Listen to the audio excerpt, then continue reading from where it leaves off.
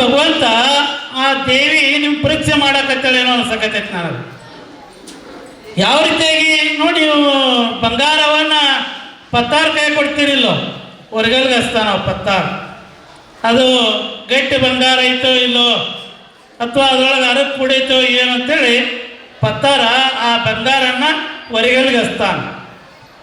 ಹಾಗೆ ಆ ತಾಯಿ ಏನು ಪರೀಕ್ಷೆ ಮಾಡಿದಂದ್ರೆ, ಈ ಬಿಸಕೊಪ್ಪ ಗ್ರಾಮದ ಭಕ್ತರ ಭಕ್ತಿಯೊಳಗೆ ಐತೆ ಅಂತೇಳಿ ಮಳೆಯನ್ನು ತರಿಸಿದ್ರು ಸಹ ನೀವು ತಿಳ್ಕೊಂಡ್ರಿ, ಏ ಭಗವಂತ ನಿನ್ನ ಭಾಷೆ ಕೊಲ್ಲುವ ಭಾಷೆ ಇದ್ರೆ ನನ್ನ ಭಾಷೆ ಗೆಲ್ಲುವ ಭಾಷೆ, ನೀ ಮಳೆ ಬರಲಿ ಶೀತ ಬರಲಿ ನಾವು ಕಾರ್ಯಕ್ರಮ ಮಾಡೇ ಮಾಡ್ತೇವೆ ಅಂತೇಳಿ ನೀವು ಗಟ್ಟಿಯಾಗಿ ಕುತ್ಕೊಂಡ್ರಿ, ಮಳೆ ಸರಿಯುತ್ತೆ ಅಂತ ಹೇಳ್ತಾರೆ. ಅದು ಭಕ್ತಿಯ ಭಾಷೆಯಾಗಿರ್ತಕ್ಕಂಥದ್ದು. ಭಾಳ ಸುಂದರವಾಗಿರ್ತಕ್ಕಂಥ ಕಾರ್ಯಕ್ರಮದೊಳಗೆ ಪೂಜಾರು ಮಾತನಾಡ್ತಾ ಬಂದರು. ನಮ್ಮ ರನ್ನಬೆಳಗಲಿ ಪೂಜಾರು ತಂದೆ ತಾಯಿಯ ಬಗ್ಗೆ ಬಹಳ ಅದ್ಭುತವಾಗಿರ್ತಕ್ಕಂಥ ಮಾತುಗಳನ್ನು ಮಾತಾಡ್ತಾ ಬಂದರು. ಯಾಕಂದರೆ ನಾವು ದೇವರನ್ನು ನಿಮ್ಗೆ ಗೊತ್ತಾಯ್ತು, ಶರಣಕುಮಾರ ಅಂತೇಳಿ ಆಗಿ ಹೋದ. ಇಂಥ ತಾಯಿ ತಂದೆಯನ್ನು ಕಾಶಿ ಯಾತ್ರೆಯನ್ನು ಮಾಡಿಸಿದ್ರು. ಎಂಥ ಅದ್ಭುತವಾಗಿರ್ತಕ್ಕಂಥದ್ದು. ಯಾಕಂದರೆ ತಾಯಿಯ ತಂದೆ ಮೇಲೆ ಇರ್ತಕ್ಕಂಥ ಪ್ರೀತಿ, ತಾಯಿ ತಂದೆ ಮೇಲೆ ಇರ್ತಕ್ಕಂಥ ಭಕ್ತಿ, ಅದಕ್ಕಿಂತ ದೊಡ್ಡದಾಗಿರ್ತಕ್ಕಂಥ ಭಕ್ತಿ ಯಾವುದಿಲ್ಲ ಅಂತೇಳಿ ಹೇಳ್ತಾ ಬರ್ತಾರೆ. ಆ ನಿಟ್ಟೊಳಗೆ ಇವತ್ತು ಬಿಸಿಕೊಪ್ಪ ಗ್ರಾಮದೊಳಗೆ ಅಜ್ಜಾರು ಒಂದು ಕಡಕಾಯಿ ಒಂದು ಮಾತು ಹೇಳಿದ್ರು. ಒಂದು ತಿಳ್ಕೊಂಬಿಟ್ಟು ಸಾಕ್ರಿ, ನಾವು ಎರಡು ಮಾತುಗಳೊಳಗೆ ಒಂದು ತಿಳ್ಕೊಂಬಿಡ್ರಿ. ಒಂದೇನಪ್ಪ ಅಂದರೆ, ನಾವು ಬ್ಯಾಟಿ ಮಾಡೋದಿಲ್ಲ ಅಂತೇಳಿ, ಬ್ಯಾಟಿ ಬೇಡ ಮಹಾತ್ಮನ ಭೇಟಿ ಆಗುವಂಥ ಕೆಲಸ ಅಂತೇಳಿ. ಯಾಕೆ ಭಾಳ ಅದ್ಭುತವಾಗಿರ್ತಕ್ಕಂಥ ಮಾತು. ಒಂದು ಮಾತು ಹೇಳ್ತಾರೆ, ಶರಣರು ಮನದೆರೆದು ಮಾತನಾಡಿದರೆ ಲಿಂಗವೇ ಕಾಣಬಹುದು ಅಂತೇಳಿ ಹೇಳ್ತಾ ಬರ್ತಾರೆ. ಮಹಾತ್ಮರ ದರ್ಶನ ಆಯ್ತಂದ್ರೆ, ಮಹಾತ್ಮರ ಸ್ಪರ್ಶನ ಆಯ್ತಂದ್ರೆ, ಮಹಾತ್ಮರ ಮಾತುಗಳನ್ನು ಕೇಳಿಬಿಟ್ರೆ ನಮ್ಮ ಜೀವನ ಸ್ವಾರ್ಥಕ ಆಗುತ್ತೆ. ಅದಕ್ಕೆ ಇವತ್ತು ಏನು ಬಿಸಿಕೊಪ್ಪ ಅಜ್ಜರಿಗೆ ಹೇಳ್ತೇನೆ ನಾನು, ಎಲ್ಲ ಕಡೆ ಬ್ಯಾಟಿ ಮಾಡ್ತಾರೆ. ದಾಮವನ ಜಾತ್ರೆ ಅಂದರೆ ಎಷ್ಟೋ ಬ್ಯಾಟಿಗಳು ಬೀಳ್ತಾವೆ, ಎಷ್ಟೋ ಮರಿಗಳು ಬೀಳ್ತಾವೆ. ಆದರೆ ದಾಮವನ ಜಾತ್ರೆ ಬ್ಯಾಟ್ ಇರದೇ ಇರ್ತಕ್ಕಂಥ ಜಾತ್ರೆ ಎಲ್ಲರೂ ಹಾಕತ್ತಂದ್ರೆ ಅದು ಬಿಸಿಕೊಪ್ಪ ಗ್ರಾಮದೊಳಗೆ ಅಂತಕ್ಕಂಥದನ್ನು ನಾವೆಲ್ಲ ಹೆಮ್ಮೆಯಿಂದ ಹೇಳಬೇಕಾಗುತ್ತೆ. ಅಷ್ಟು ಸುಂದರವಾಗಿರ್ತಕ್ಕಂಥ ಜಾತ್ರೆಯನ್ನು ತಾವೆಲ್ಲ ಮಾಡ್ತಾ ಇದ್ದೀರಿ. ಒಂದು ಮಾತನ್ನು ಹೇಳೋಕ್ಕೆ ಇಚ್ಛೆ ಪಡ್ತಾನೆ, ಇದು ಕುಡಿಸುವಂಥ ಜಾತ್ರೆ. ಹೇಳಿದ್ರು ಅಜ್ಜರು, ಹೇಳಿದ್ರು ಭಾಳ ಚೆನ್ನಾಗಿ. ಭಗವಂತ ಕೇಳ್ತಾನೆ, ಯಮ ಕೇಳ್ತಾನೆ. ಯಮ ಕೇಳಿದ್ರೆ ಏನು ಹೇಳ್ತೀರಿ ನೀವೆಲ್ಲ? ಒಳ್ಳೇದು ಮಾಡಿದೇವ ಕೆಟ್ಟದ್ದು ಮಾಡಿದೇವ ಅಂತ ಕೇಳಿದ್ರೆ ಏನು ಮಾಡ್ತೀರಿ ನೀವೆಲ್ಲ? ಏನು ಹೇಳ್ತೀರಿ? ಏನ್ರಿ ಅಜ್ಜಾರು ಕರೆಸಿದ್ರು, ಬಂದಿದ್ರು, ಜಾತ್ರೆ ಮಾಡಕತ್ತಿದ್ರು, ಕಾರ್ಯಕ್ರಮ ಮಾಡಿದ್ರು, ಹೋಗಿ ಕುತ್ಕೊಂಡ್ವಿ, ಕೇಳಿದ್ವಿ, ಹೋದ್ವಿ, ಗದ್ದ ಹಾಕಿದ್ವಿ. ಇದನ್ನ ಹೇಳೋದು ಬೇಡ. ಭಗವಂತ ಕೇಳಿದ್ರೆ, ಯಮ ಕೇಳಿದ್ರೆ ಏನು ಹೇಳಬೇಕಲ್ಲ. ಒಂದು ಮಾತು ಹೇಳಿ ಮುಗಿಸ್ತಾ ನಿಮಗೆ. ಒಂದು ಕಾಡಿಗೆ ಬೆಂಕಿ ಎತ್ತಿರ್ತೈತಿ, ಒಂದು ಕಾಡಿಗೆ ಬೆಂಕಿ ಎತ್ತಿರ್ತೈತಿ. ಆ ಬೆಂಕಿ ಎತ್ತಿರುವಂಥ ಸಂದರ್ಭದೊಳಗ ಎಷ್ಟೋ ಜನ ಆ ಕಾಡನ್ನು ಆರಿಸ್ಬೇಕು, ಬೆಂಕಿಯನ್ನು ಆರಿಸ್ಬೇಕು ಅಂತೇಳಿ ಒಂದಿಷ್ಟು ಜನ ಏನು ಮಾಡ್ತಿರ್ತಾರೆ ಅಂದರೆ, ಕೊಡಂದು ತಗೊಂಡೋಗಿ ನೀರು ಹಾಕ್ತಿರ್ತಾರೆ, ಬಾಕೆಟ್ನಿಂದ ನೀರು ಹಾಕ್ತಿರ್ತಾರೆ, ಪೈಪ್ ಹಿಡಿದು ನೀರು ಆರಿಸ್ತಿರ್ತಾರೆ.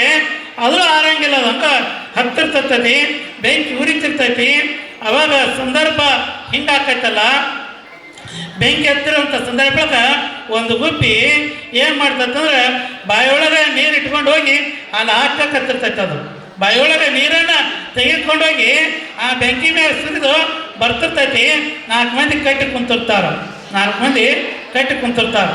ಕಟ್ಟಿ ಕುತ್ಕೊಂಡು ಮಾತಾಡ್ತಿರ್ತಾರ. ಅವ್ರು ಏನು ಮಾತಾಡ್ತಿರ್ತಾರಂದ್ರೆ ಹೇಳ್ತಾರೆ, ನೋಡ್ಬೇಕು, ಮಾತಾಡ್ತಿರ್ತಾರ, ನಗ್ತಿರ್ತಾರ. ಅವ್ರು ಅಲ್ಲ, ಏನು ಈ ಗುಬ್ಬಿ ನೀರು ಹಾಕಕತ್ತೈತಿ, ಬೆಂಕಿ ಹಾರ್ತೈತೇನೋ, ಬೆಂಕಿ ಹಾರ್ತೈತಿ ಅಂತೇಳಿ ಆ ಗುಬ್ಬಿಯನ್ನು ತರುತ್ತಾರ. ಗುಬ್ಬಿ ತರವಿ ಕೇಳ್ತಾರ. ಅಲ್ಲ, ಏನು ಮಾಡಾಕತ್ತಿ ಅಂತ ಕೇಳಿತ್ತು. ಕೇಳಿದ್ರು ಅವ್ರು 4 ಮಂದಿ ಜನ. ಅವಾಗ ಆ ಗುಬ್ಬಿ ಹೇಳ್ತೈತಿಲ್ಲ, ಕಾಡಿಗೆ ಬೆಂಕಿ ಐತೈತಿ, ಆ ಕಾಡನ್ನು ಉಳಿಸ್ಬೇಕಾಗೈತಿ, ಅದಕ್ಕೆ ಆ ಬೆಂಕಿ ಆರ್ಸಕ್ಕೆ ನೀರು ತೆಗೆದುಕೊಂಡೋಗಿ ಹಾಕಕತ್ತೀನಿ ಅಂತ ಹೇಳ್ತಂಥದ್ದು. ಅವಾಗ ಅವ 4 ಮಂದಿ ಕಟ್ಟಿ ಕುಂತಾರಂದ್ರಂತ. ಅಲ್ಲೋ, ಅಷ್ಟೆಲ್ಲ ಜನ ಕೊಡದಿಂದ ಹಾಕಾಕತ್ಯಾರ, ಬಾಕೀಟಿಂದ ಹಾಕಾಕತ್ಯಾರ, ಗಾಡಿ ತಂದು ಶುರು ಹಾಕತ್ಯಾರ. ಆದ್ರೆ ಬೆಂಕಿ ಆರ್ತಾ ಇಲ್ಲ. ನೀ ಬಾಯಿಯೊಳಗೆ ತೆಗೆದುಕೊಂಡೋಗಿ ಬೆಂಕಿ ಆರಿಸ್ಬೇಕಂತೇಳಿ ನೀರು ಹಾಕಾಕತ್ತಿಯಲ್ಲ, ಆ ಬೆಂಕಿ ಆರ್ತೈತೇನ ಅಂತೇಳಿ ಕೇಳಿದ್ರಂತವ್ರು. ಅವಾಗ ಆ ಗುಬ್ಬಿ ಒಂದು ಮಾತನ್ನು ಹೇಳ್ತಂತ, ಭಾಳ ಚೆನ್ನಾಗಿ ಒಂದು ಮಾತಂತ. ಆ ಗುಬ್ಬಿ ಹೇಳ್ತಕ್ಕಂಥ ಮಾತು, ಆ ಬೆಂಕಿ ಆರ್ತೈತೆ ಇಲ್ಲ ಗೊತ್ತಿಲ್ಲ, ಬೆಂಕಿ ಆರ್ತತೆ ಇಲ್ಲ ಗೊತ್ತಿಲ್ಲ. ಆದರೆ ನಾಳೆ ಭಗವಂತ ಕೇಳಿದಾಗ ಆರಿಸೋ ಲಿಸ್ಟ್ನೊಳಗೆ ನಂದು ಇರ್ಬೇಕಣ, ಹಚ್ಚೋ ಲಿಸ್ಟ್ನೊಳಗೆ ನಂದು ಇರಬಾರ್ದು ಅಂತೇಳಿ ಆ ಗುಂಪು ಹೇಳ್ತಂತೆ. ಅದಕ್ಕೆ ಏನಾಗಬೇಕಂದ್ರೆ ನಾವು ಏನು ಮಾಡಬೇಕಂದ್ರೆ ಒಳ್ಳೆ ಕೆಲಸವನ್ನು ಮಾಡಬೇಕು, ಒಳ್ಳೆ ಕಾರ್ಯಗಳನ್ನು ಮಾಡಬೇಕು. ಅಂದಾಗ ಈ ಜನ್ಮ ಅಂತಕ್ಕಂಥದ್ದು ಹುಟ್ಟಿದ್ದು ಸ್ವಾರ್ಥಕ್ಕಾಗ್ತೈತಿ. ನೀವೆಲ್ಲ ಜಾತ್ರೆ ಮಾಡಾಕತ್ತೀರಿ, ಭಾಳ ಖುಷಿ. ನಾನೊಂದು ಮಾತು ಹೇಳಕ್ಕೆ ಇಚ್ಛೆ ಪಡ್ತೇನೆ, ಯಾಕಂದ್ರೆ ಬಿಸುಗೊಬ್ಬರ ನಮ್ದು ಐತಿ, ಅದಕ್ಕೊಂದು ಮಾತು ಹೇಳಕ್ಕೆ ಇಚ್ಛೆ ಪಡ್ತೇನೆ ನಾನು.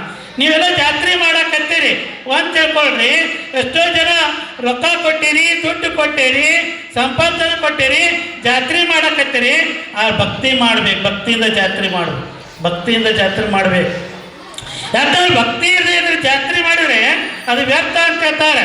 ಯಾಕೆ ಮಾತಾಡ್ತಾನಂದ್ರೆ ಶರಣರು ಮಾತಾಡ್ತಾರೆ, ಗರ್ವದಿಂದ ಮಾಡಿದ ಭಕ್ತಿ ದ್ರವ್ಯದ ಕೇಡು, ನಡೆ ಇಲ್ಲದ ನುಡಿ ಅರಿವಿಗೆ ಆಣೆ, ಒಡನೆ ತ್ಯಾಗಿಸಿಕೊಂಬುವ ದೃಢವಿಲ್ಲದ ಸಿಂಗಾರವಿದ್ದಂತೆ ಅಂತೇಳಿ ಹೇಳ್ತಾ ಬರ್ತಾರೆ. ದೃಢವಿಲ್ಲದ ಭಕ್ತಿ ಒಡೆದ ಕೊಂಬದಲ್ಲಿ ಸುಜಲವ ತುಂಬಿದಂತೆ ಅಂತೇಳಿ ಹೇಳ್ತಾ ಬರ್ತಾರೆ. ಯಾಕೆ ಈ ಮಾತನ್ನು ಹೇಳ್ತಾನಂದ್ರೆ, ನೀವೆಲ್ಲ ಭಕ್ತಿ ಮಾಡಾಕತ್ತೀರಿ, ದೇವಿ ಆರಾಧನೆ ಮಾಡಾಕತ್ತೀರಿ, ಕರೆ ನಿಮ್ಮ ಚಟ ದೂರ ಇಡ್ರಿ, ನಿಮ್ಮ ಚಟವನ್ನು ದೂರ ಇಟ್ಟು ಭಕ್ತಿ ಮಾಡು, ಜಾತ್ರೆ ಮಾಡು. ಯಾಕಂದ್ರೆ ಈ ಚಟದಿಂದ ಏನಾಗತ್ತೈತೆ ಅಂದ್ರೆ ನಿಮ್ಗೆ ಗೊತ್ತೈತಿ, ನಿನ್ನ ಪರಿಸ್ಥಿತಿ ಏನಾಗಿತ್ತು ಗೊತ್ತೈತಿ ನಿಮಗೆಲ್ಲ. ಆ ಮೂರ್ತಿ ಬಿತ್ತು, ಹೊಡೆದಿತ್ತು, ಏನಾಯ್ತು. ಅದಕ್ಕೆ ಚಟಗಳಿಂದ ದೂರ ಇರಬೇಕು, ದೇವರನ್ನು ದೇವಿಯ ರೀತಿಯೊಳಗೆ ಕಾಣಬೇಕು, ಭಕ್ತಿ ರೂಪದೊಳಗೆ ಕಾಣಬೇಕು. ವಿನ ನಾವು ಮಾಡಾಕತ್ತೀರಂತೆ ಗರ್ವದಿಂದ ಹೋದ್ರೆ ನೀವು ಸರ್ವನಾಶ ಆಗ್ತೀರ್ಯಾ, ಹಾಳಾಗ್ತೀರ್ಯಾ, ಮಂತ್ಯಾನ ಹಾಳಾಗ್ತೈತಿ, ಮನೆ ಹಾಳಾಗ್ತೈತಿ. ಅದಾಗಬಾರ್ದು. ದೇವರೊಳಗೆ ಭಕ್ತಿ ಶ್ರದ್ಧೆ ನಂಬಿಕೆ ಇರಬೇಕನ್ನ. ಅದು ಬಿಟ್ಟು ಅವ್ರು ಮಾಡಾಕತ್ತಾರೆ ಅಂತೇಳಿ ನಾವು ಮಾಡೋದು, ಮತ್ತೊಬ್ರು ಮಾಡಾಕತ್ತಾರೆ ಮತ್ತೊಬ್ರು ಮಾಡೋದು ಆಗಬಾರ್ದು. ಯಾಕಂದರೆ ದೇವರ ಭಕ್ತಿ ಮಾಡಕತ್ತೇವೆ ಅಂದರೆ ನಮ್ಮ ಮನಸ್ಸು ಸುತ್ತದಿರಬೇಕು, ನಮ್ಮ ಕಲ್ಮಶ ಸುತ್ತದಿರಬೇಕು. ನಾವು ಚಟ ಮಾಡಿ ಬಂದು ದೇವಿ ಆರಾಧನೆ ಮಾಡ್ತೇವೆ, ದೇವಿ ಜಾತ್ರೆ ಮಾಡ್ತೇವೆ ಅಂತೇಳಿ ದೇವಿ ಏನೇನೋ ಮಾಡಕ್ಕೆ ಹೋದರೆ ಏನಾಕತ್ರಿ? ಹಾಳಾಗುವಂಥ ಪರಿಸ್ಥಿತಿ ಆಗ್ತೈತಿ. ಹಾಳಾಗಬಾರ್ದು. ಯಾಕಂದರೆ ಜಾತ್ರೆ ಮಾಡೋದು ಯಾಕಂದರೆ ಊರಿಗೆ ಸುಖ ಆಗಲಿ, ಊರಿಗೆ ಒಳ್ಳೇದಾಗಲಿ, ಊರಿಗೆ ಬಂದಿರ್ತಕ್ಕಂಥ ರುಚಿನೆಗಳು, ರೋಗ ರುಚಿನೆಗಳು, ಕಷ್ಟಗಳು ದೂರ ಆಗಲಿ, ಮಳೆ ಬೆಳೆ ಬರಲಿ, ಊರು ಸಮೃದ್ಧಿ ಆಗಲಿ ಅಂತೇಳಿ ನಾವೆಲ್ಲ ಜಾತ್ರೆ ಮಾಡಾಕತ್ತೀವಿ. ಆದ್ರೆ ಏನಾಕತ್ತೆ ಅಂದರೆ ನಾವು ಜಾತ್ರೆ ಮಾಡೋಳಗೆ ಅದು ಚಲೋ ಆಗ್ತದೆ, ಒಳ್ಳೇದಾಕತ್ತೀವಿನ ಅದು ಏನು ಮಾಡಕ್ಕೋದ್ರೆ ಮತ್ತೆ ಕಂಟಕ ಆಗ್ತತಿ, ಮತ್ತೆ ಊರಿಗೆ ಕಷ್ಟ ಬರ್ತತಿ, ಊರಿಗೆ ರೋಗ ರುಚಿನೆಗಳು ಬರ್ತಾವೆ, ತ್ರಾಸ ಆಕತಿ. ಅವಾಗ ಏನು ಮಾಡೋಕ್ಕಾಗತ್ತೆ? ಏನು ಮಾಡಿದ್ರು ಆಗೋದಿಲ್ಲ. ಅದಕ್ಕೆ ಏನು ಮಾಡ್ಬೇಕಂದ್ರೆ ದೇವಿ ಮುಟ್ಟೋಕ್ಕಿಂತ ಮೊದಲು ವಿಚಾರ ಮಾಡ್ರಿ, ವಿಚಾರ ಮಾಡ್ರಿ. ನಾವು ಸುತ್ತದವೇ ಇಲ್ಲೋ, ನಾವು ಚಲೋ ಅದಾವೇ ಇಲ್ಲೋ, ನಾವು ಭಕ್ತಿಯಿಂದ ಮಾಡ್ತಾ ಇದ್ದೇವಿಲ್ಲೋ ಅಂತೇಳಿ ಮುಟ್ರಿ. ಆ ಚಟ ಮಾಡಿ ಬಂದು ಏನರ ಮಾಡಿದ್ರೆ ಪೆಟ್ಟು ತಿನ್ನುವಂಥ ಪರಿಸ್ಥಿತಿ ಬರ್ತೈತಿ. ಆ ಪೆಟ್ಟಿಗೆ ನೀವೇ ಕಾರಣ ಕಡೆ ಮತ್ತೊಬ್ಬರು ಆಗೋದಿಲ್ಲ. ಅದಕ್ಕೆ ಇವತ್ತು ಬಿಸುಕೊಪ್ಪ ಗ್ರಾಮ ಅಂದರೆ ಏನು ಮಾಡಾಕತ್ತಂದ್ರೆ ಲಕ್ಷ ಗಂಟೆ ಕೊಡೋ ಭಕ್ತರದ, ಸಾವಿರ ಅಲ್ಲ, ಲಕ್ಷ ಗಂಟೆ ಕೊಡುವಂಥ ಭಕ್ತರಿದ್ದಾರೆ. ಆ ಭಕ್ತಿ ಕೆಡಿಸುವಂಥ ಕೆಲಸ ಆಗಬಾರ್ದು. ಅದಕ್ಕೆ ಏನಾಗಬೇಕಂದ್ರೆ ಎಲ್ಲರೂ ಕೂಡಿ ಮಾಡಾಕತ್ತೀರಿ. ಜಾತಿ ಈನನ ಮನೆ ಜ್ಯೋತಿ ಈನವೇ ಅನ್ನುವಾಗೆ ಎಲ್ಲರೂ ಕೂಡಿಕೊಂಡು ಬಡವ ಶ್ರೀಮಂತ ಅನ್ನೋದೇ ಭೇದ ಭಾವ ಇಲ್ಲದೆ, ಜಾತಿ ಮತ ಇಲ್ಲದೆ ಎಲ್ಲರೂ ಕೂಡ್ಕೊಂಡು ಒಗ್ಗಟ್ಟಾಗಿ ನೀವು ಜಾತ್ರೆ ಮಾಡಕತ್ತೀರಿ. ಭಾಳ ಖುಷಿ ಆಗ್ತೈತಿ. ಎಲ್ಲರೂ ಅಜ್ಜರು ಖುಷಿ ಪಟ್ಟಾರ ಕರೆ.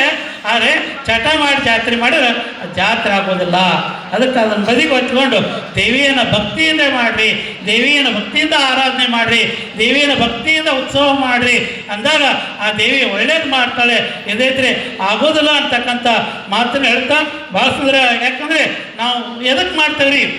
ಊಟ ಮಾಡ್ತೀವಿ, ಎದಕ್ಕೆ ಮಾಡ್ತೀವಿ? ನಮ್ಮ ಹೊಟ್ಟೆ ತುಂಬಲಿ, ನಾವು ಬದುಕಲಿ, ಇದಕ್ಕೆ ಮಾಡ್ತೇವೆ ಇಲ್ಲೋ. ಆದರೆ ನಾವು ಊಟ ಮಾಡಲಿ, ನಾವು ಹೊಟ್ಟೆ ತುಂಬಲಿ ಅಂತೇಳಿ ಯಾವ ರೀತಿಯಾಗಿ ಊಟ ಮಾಡ್ತೇವಲ್ಲ, ಆಗ ಜಾತ್ರೆಯನ್ನು, ಹಬ್ಬಗಳನ್ನು, ಹರಿದಿನಗಳನ್ನು ಮಾಡ್ತಂದ್ರೆ ನಮಗೆ ಸುಖ ಆಗಲಿ ಅಂತೇಳಿ ಮಾಡ್ತೀವಿ, ಊರಿಗೆ ಸಮೃದ್ಧಿ ಆಗಲಿ ಅಂತೇಳಿ ಮಾಡ್ತೀವಿ. ಆ ರೀತಿ ಸಮೃದ್ಧಿ ಆಗೋ ನಿಟ್ಟೊಳಗೆ ಜಾತ್ರೆ ಮಾಡ್ಬೇಕು. ಇದೈತ್ರಿ ಅದು ಏನಾಗ್ತಂದ್ರೆ ಪೆಟ್ಟು ತಿನ್ನುವಂಥ ಪರಿಸ್ಥಿತಿ ಆಗ್ತೈತಿ. ಆ ರೀತಿ ಆಗಬಾರ್ದು, ಆ ರೀತಿ ಮಾಡಬೇಡ್ರಿ. ನೀವು ಚಟ ಮಾಡಿದ್ರೆ ದೂರ ಇರಿ, ದೇವಿ ಬಿಟ್ಟು ದೂರ ಇಟ್ಕೊಂಡು ನೀವು ಜಾತ್ರೆಯನ್ನು ಮಾಡಿರಿ, ಸುಖ ಆಗ್ತದೆ ಅಂತಕ್ಕಂಥ ಮಾತಾಡ್ತಾ ಈ ಜಾತ್ರೆಯ ಆ ದೇವಿಯ ಗುಡಿ ಕಟ್ಟಕ್ಕೆ ದಾನ ಭೂಮಿ ಕೊಟ್ಟದ ಭಾಳ ಖುಷಿ ಆಯ್ತು ನನಗೆ. ಯಾಕಂದರೆ ಇವತ್ತು ಒಂದು ಅಂಗೈ ಭೂಮಿಗೆ ಲಕ್ಷ ಗಂಟೆ ಕೋಟಿ ಗಂಟೆ ಬೆಲೆ ಬಾಳುವಂಥ ಜಾಗ. ಯಾಕಂದರೆ ಆ ಭೂಮಿಗೆ ಎಷ್ಟೋ ಅಣ್ಣ ತಮ್ಮಂದಿರು ತಂದೆ ತಾಯಿಗಳು ಎಷ್ಟೋ ಪಡೆದಾಡಿ ಹೋಗಿದ್ದಾರೆ ಅಂತ ಇವತ್ತಿನ ದಿವಸ ಬಿಸುಕೊಪ್ಪ ಗ್ರಾಮದೊಳಗೆ ಇವತ್ತಿನ ದಿನಮಾನೊಳಗೆ ಆ ದೇವಿ ಗುಡಿ ಕಟ್ಟಕ್ಕೆ ಭಕ್ತಿಯಿಂದ ಭೂಮಿ ಕೊಟ್ಟಾರಂದರೆ ಆ ಭಕ್ತಿಯನ್ನು ಉಳಿಸುವಂಥ ಕೆಲಸ ಆಗಬೇಕು, ಸಮೃದ್ಧಿ ಆಗುವಂಥ ಕೆಲಸ ಆಗಬೇಕು. ಅಂದಾಗ ಆ ದೇವಿಯ ಜಾತ್ರೆ ಮಾಡಿದ್ದು ಸ್ವಾರ್ಥಕ್ಕಾಗುತ್ತೆ ಅಂತಕ್ಕಂಥ ಮಾತಾಡ್ತಾ